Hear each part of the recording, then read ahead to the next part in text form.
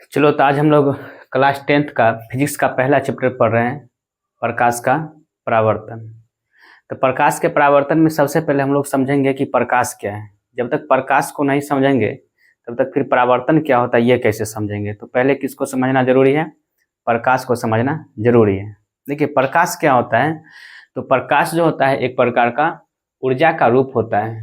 प्रकाश एक प्रकार का ऊर्जा का रूप होता है जिसकी सहायता से हम लोग किसी वस्तुओं को देख पाते हैं। यदि प्रकाश नहीं होगा तो हमारे पास आंख रहते हुए भी हम किसी वस्तुओं को नहीं देख पाएंगे, ठीक है। क्योंकि आंख जो है वो प्रकाशीय यंत्र है। आंख तभी किसी वस्तु को देख पाएगा जब उस वस्तु से प्रकाश टकरा के और हमारी आंखों तक पहुंच जाएगा। तो हम कह सकते हैं कि प्रकाश एक प्रकार का क्या है, ऊर्जा का रूप है जिसकी सहायता से हम किसी वस्तुओं को देख पाते हैं। तो सबसे पहले इसकी भूमिका देखते हैं क्या है, ठीक है। तो देखिए हम क्या है प्रकाश, कि प्रकाश वह भौतिक कारक है जिससे हमें किसी वस्तु को देखने की अनुभूति होती है। यानी बिना प्रकाश में हम किसी वस्तु को नहीं देख सकते हैं। हम कह सकते हैं कि प्रकाश क्या है, ऊर्जा का एक रूप है। फिर आगे देखिए क्या लिखा हुआ है कि प्रकाश ऊर्जा का ही क्या है, एक रूप है जो हमेशा सीधी रेखा में गमन करती है। अगर पूछा जाएगा कि प्रकाश किस रेखा में कैसे गमन करती है, तो हमेशा प्रकाश सीधी रेखा में गमन करती है, ठीक है। आगे देखते हैं कि प्रकाश एक विद्युत चुंबकीय तरंग है। विद्युत चुंबकीय तरंग कहने का मतलब कि विद्युत चुंबकीय तरंग जो होता है उसके गमन करने के लिए यानी उसके चलने के लिए किसी माध्यम की आवश्यकता नहीं होती है, ठीक है। अर्थात प्रकाश जो है निर्वात में भी, नेक्स्ट पॉइंट क्या है, निर्वात में भी प्रकाश गमन कर सकती है। अतः प्रकाश को गमन करने के लिए किसी माध्यम की आवश्यकता नहीं पड़ती है। अगर पूछा जाएगा क्या कि प्रकाश को गमन करने के लिए क्या किसी माध्यम की आवश्यकता पड़ती है, तो बिल्कुल नहीं। प्रकाश निर्वात में भी चल सकती है और निर्वात में सबसे अधिक स्पीड होती है प्रकाश का, ठीक है। तो निर्वात में भी प्रकाश गमन कर सकती है। अतः प्रकाश को गमन करने के लिए किसी माध्यम की आवश्यकता नहीं होती है, ठीक है। अब देखिए सबसे अधिक जो प्रकाश की चाल होती है वो निर्वात में ही होती है, और निर्वात में जो प्रकाश की चाल होती है 3 × 10⁸ मीटर प्रति सेकेंड होता है। अब देखिए अगला पॉइंट है कि विभिन्न माध्यमों में प्रकाश की चाल भिन्न भिन्न होती है। अलग अलग माध्यमों में, ठोस में अलग होगा, द्रव में अलग होगा, गैस में अलग होगा, ठीक है।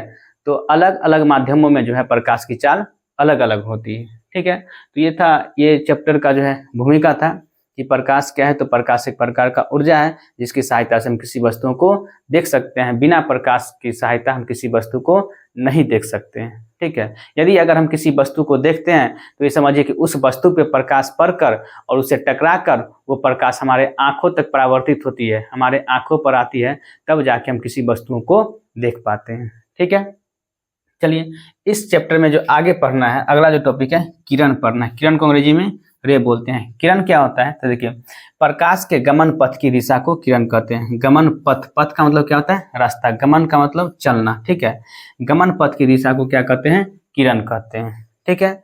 अब देखिए नेक्स्ट जो पढ़ना है प्रकाश पुंज, या उसी को क्या बोलते हैं, किरण पुंज। किसी किसी बुक में प्रकाश पुंज लिखा हुआ है तो किसी किसी बुक में किरण पुंज लिखा हुआ है। इंग्लिश में इसको कहेंगे बीम ऑफ लाइट। किरण पुंज क्या होता है, तो दोस्तों किरणें के समूह को क्या कहते हैं, किरण पुंज कहते हैं। किरणों के समूह, जब एक साथ कई किरणें चलती है तो उसको हम किरणों का समूह कहेंगे, और किरणों के समूह को क्या कहते हैं, किरण पुंज कहते हैं, ठीक है। और किरण पुंज जो है 3 प्रकार का होता है। एक समांतर किरण पुंज होता है, एक अभिसारी किरण पुंज होता है, और एक अपसारी किरण पुंज होता है, ठीक है।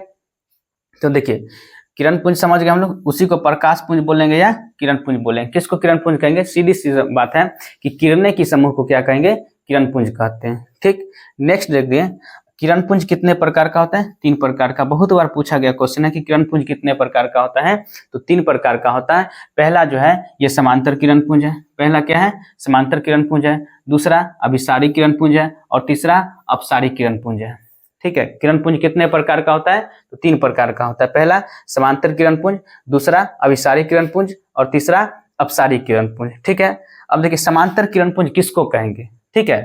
तो जिस किरण पुंज की सभी किरणें समांतर होती है, जिस किरण पुंज की सभी किरणें समांतर होती है उसे समांतर किरण पुंज कहते हैं। और समांतर किरण पुंज जो है यहाँ हमने बना के दिखाया है, ठीक है। एक बार फिर यहाँ पे दिखाते हैं। अगर ये प्रकाश की किरण है, हम बताए हैं कि किरणें के समूह को क्या कहते हैं, किरण पुंज कहते हैं। और समांतर किरण पुंज में जो किरणें का समूह है एक दूसरे के पैरेलल होता है, यानी एक दूसरे के समांतर होता है। तो ये किरण पुंज जो आप देख रहे हैं, सभी किरण पुंज एक दूसरे के क्या है, समांतर है, एक दूसरे के ऊपर नीचे, ठीक है।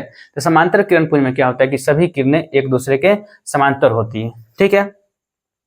फिर से तो समांतर किरण पुंज समझ गए कि जिस किरण पुंज की सभी किरणें समांतर होती है उसे समांतर किरण पुंज कहते हैं। और ये जो आप देख रहे हैं ये किस प्रकार का किरण है, समांतर किरण पुंज है। हम यहाँ पे भी डायग्राम बनाए हैं, ठीक है। नेक्स्ट है अभिसारी किरण पुंज।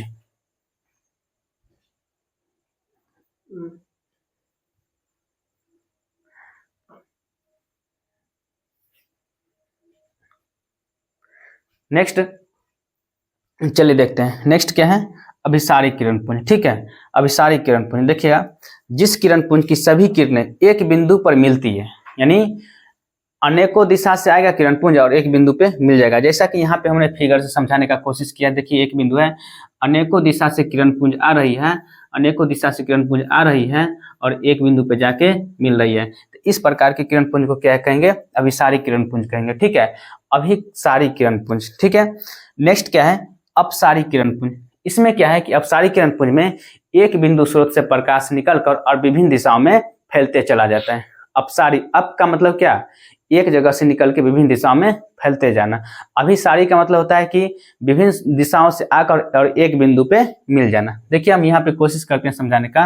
अभिसारी किरण पुंज होता है विभिन्न स्रोतों से आकर, विभिन्न दिशाओं से आकर और किसी एक बिंदु पर मिल जाता है। इस प्रकार की किरण पुंज को कहेंगे अभिसारी किरण पुंज। ठीक इसी का उल्टा अपसारी होता है। अप का मतलब होता है कि फैलते हुए चला जाना, ठीक है। तो अपसारी किरण पुंज में देखिए कि जिस किरण पुंज की सभी किरणें एक बिंदु से निर्गत होकर, निर्गत मतलब कि निकल कर, निर्गत होकर विभिन्न दिशाओं में फैल जाती है उसे अपसारी किरण पुंज कहते हैं, ठीक है। फिर से एक बार देखिए, अपसारी किरण पुंज किसको कहेंगे कि जिस किरण पुंज की सभी किरणें, ठीक है, एक बिंदु से निर्गत होकर, निर्गत होकर मतलब निकलकर विभिन्न दिशाओं में फैल जाती है उसे अपसारी किरण पुंज कहते हैं। तो देखिए यहाँ पे क्या है कि एक बिंदु से निकलकर विभिन्न दिशाओं में ये किरण पुंज क्या है, फैल रहा है। इस प्रकार के किरण पुंज को क्या कहेंगे, अपसारी किरण पुंज कहेंगे, ठीक है। नेक्स्ट इसके बाद अब टॉपिक देखते हैं। नेक्स्ट टॉपिक जो पढ़ना है हम लोग को वस्तुएं के बारे में पढ़ना है कि वस्तुएं कितने प्रकार की होती है। फिर पदार्थ के बारे में पढ़ना है कि पदार्थ कितने प्रकार की होती है। इस पॉइंट को आप लोग नोट करना चाहेंगे तो नोट कर सकते हैं।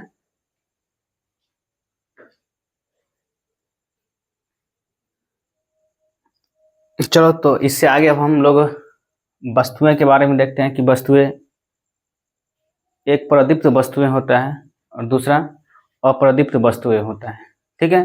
तो प्रदीप्त वस्तुएं किसको कहते हैं, अप्रदीप्त वस्तुएं किसको कहते हैं, ठीक है। तो प्रदीप्त वस्तुएं उस वस्तु को कहते हैं जो स्वयं प्रकाश उत्सर्जित कर सकता है। तो ऐसे वस्तुओं को प्रदीप्त वस्तुएं कहा जाता है। जैसे सूर्य हो गया, सूर्य में खुद का प्रकाश होता है तो इसको हम प्रदीप्त वस्तुएं कहेंगे। तारे हो गए तो तारे में खुद का प्रकाश होता है उसे प्रदीप्त वस्तुएं कहेंगे। और हम जैसे विद्युत बल्ब है तो विद्युत बल्ब को भी प्रदीप्त वस्तुएं कहेंगे, क्योंकि विद्युत बल्ब भी प्रकाश उत्सर्जित कर सकता है। जैसे दीपक हुआ तो दीपक भी प्रकाश उत्सर्जित कर सकता है तो उसको भी हम प्रदीप्त वस्तुएं कहेंगे, ठीक है। तो क्या दिया है कि वे वस्तुएं जो स्वयं प्रकाश उत्सर्जित करती है उसे प्रदीप्त वस्तुएं कहते हैं। जैसे सूर्य हो गए, तारे हो गए, ये सब कैसे वस्तुएं, प्रदीप्त वस्तुएं हो गए, ठीक है। नेक्स्ट है अप्रदीप्त वस्तुएं। कौन सा है, अप्रदीप्त वस्तुएं। तो देखिए प्रदीप्त वस्तु में क्या होता है कि वैसी वस्तुएं जो स्वयं प्रकाश उत्सर्जित करती है उसे प्रदीप्त वस्तुएं कहते हैं। ठीक इसी का उल्टा अप्रदीप्त वस्तु में जो होता है स्वयं का प्रकाश उत्सर्जित नहीं करता है। जैसे लकड़ी हो गया, पत्थर हो गया, ये स्वयं प्रकाश उत्सर्जित करेगा, नहीं करेगा। तो इस प्रकार के वस्तुओं को क्या कहेंगे, अप्रदीप्त वस्तुएं कहेंगे। तो क्या लिखा है कि वे वस्तुएं जो स्वयं प्रकाश उत्सर्जित नहीं करती है उसे अप्रदीप्त वस्तुएं कहते हैं, ठीक है। जैसे हम बता सकते हैं, जैसे लकड़ी, पत्थर, ये सब क्या हो जाएगा, अप्रदीप्त वस्तु हो जाएगा। ठीक है, नेक्स्ट देखते हैं कि पारदर्शी पदार्थ, और इससे आप लोग परिचित भी होइएगा, सुने भी होइएगा, आप लोग नीचे के क्लास में भी पढ़े होंगे कि पारदर्शी पदार्थ किसको कहते हैं। तो वैसा पदार्थ जिससे प्रकाश या प्रकाश का स्रोत आसानी से आर पार कर जाता है या आसानी से गमन कर जाता है, उस वैसे पदार्थ को कौन सा पदार्थ कहेंगे, पारदर्शी पदार्थ कहेंगे। जैसे देखिए पानी, कांच, हवा, ये सब कैसा पदार्थ है, तो पारदर्शी पदार्थ है। ठीक है, तो देखिए क्या लिखा हुआ है पारदर्शी पदार्थ में कि जिन पदार्थों से होकर प्रकाश आसानी से गमन करता है, आसानी से गमन करता है, उसे पारदर्शी पदार्थ कहते हैं। जैसे कांच हो गया, पानी हो गया, कांच हो गया, हवा हो गया, ये सब कैसा पदार्थ है, तो पारदर्शी पदार्थ है। नेक्स्ट देखते हैं अपारदर्शी पदार्थ।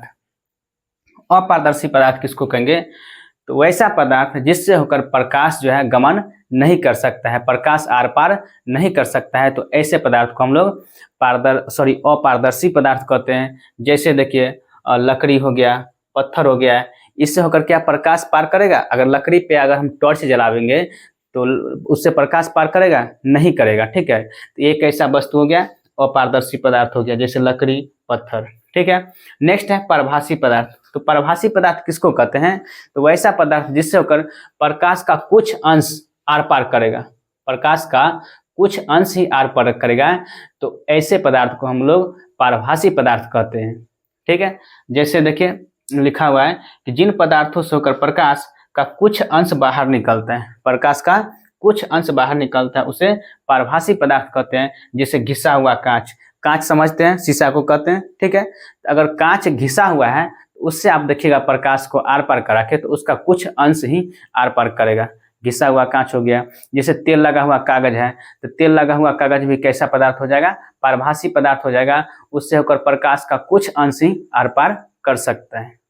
ठीक है, चलिए आगे देखते हैं।